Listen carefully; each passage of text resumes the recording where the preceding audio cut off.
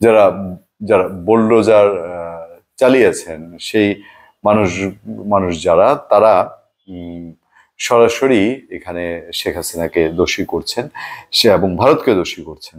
সেই জায়গায় আমরা এই খবরটিতে জানাতে চাই যে ভারতকে ঠেকানোর জন্য যে শেখ হাসিনার কর্মসূচিতে তারা খুব নড়েচড়ে উঠেছেন এবং এর ঠেকানোর জন্য তার চেয়ে আরো বড় রকম কিছু করা।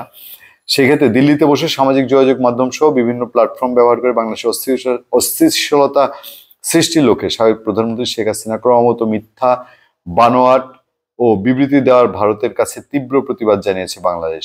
বৃহস্পতিবার পররাষ্ট্র মন্ত্রণালয় ঢাকায় ভারতের ভারপ্রাপ্ত হাই কমিশনারকে তলব করে তার হাতে একটি প্রতিবাদ পত্র তুলে দেয়। একদম চিঠি দিয়ে প্রতিবাদ করা হয়েছে। পররাষ্ট্র মন্ত্রণালয় এক বিজ্ঞপ্তিতে এই তথ্য জানিয়েছে। সরকারও চেয়েছে এটা প্রচার হোক, ভারতকে এই সুযোগে ভারতকেও এক হাত নেয়া।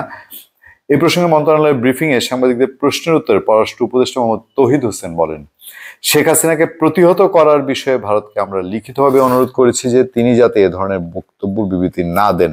এটা বাংলাদেশের বিপক্ষে যাচ্ছে।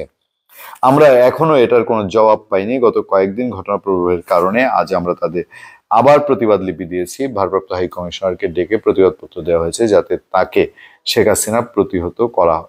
হাসিনাকে প্রতিহত করা হয়। পররাষ্ট্র মন্ত্রণালয় আরো বলছে, ঢাকায় ভারতের ভারপ্রাপ্ত হাই কমিশনারের কাছে হস্তান্তর করা প্রতিবাদ নোটের মাধ্যমে মন্ত্রণালয় বাংলাদেশ সরকারের গভীর উদ্বেগ, হতাশা এবং গুরুতর আপত্তির কথা তুলে ধরেছে। কারণ এ ধরনের বক্তব্য বাংলাদেশের জনগণের অনুভূতিকে আঘাত করছে। আমি শুধু একটা জায়গায় জানতে চাবো, শেখ হাসিনা ফেরতের জন্য ভারতকে একটা কূটনৈতিক ভার্বাল দেওয়া হয়েছিল, নোট দেওয়া হয়েছে। লাভের লাভ কি হয়েছে? মাস গিয়ে তো প্রায় 2 মাস যাচ্ছে, ভারত তোয়াক্কা করছে না। ভারত একদম আমরা বাংলায় সোজা বাংলায় বলি নেংটি পরে একদম কাছা দিয়ে শেখ হাসিনার পাশে আছে।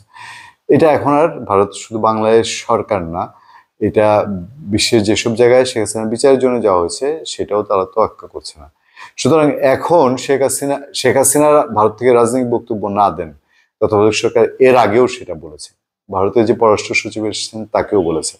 কিন্তু ভারত যে এতে কান দেবে না এটা জেনেও সরকার এটার প্রতিবাদ করছে। অর্থ হলো যে তারা বারবার ভারতকে মনে করাচ্ছে, তারা এটা ভালোভাবে নিচ্ছে না। ধন্যবাদ সবাইকে, ভালো থাকবেন, দেখা হবে, কথা হবে আপনাদের সাথে। আমি আতিক রহমান পূর্ণিয়া।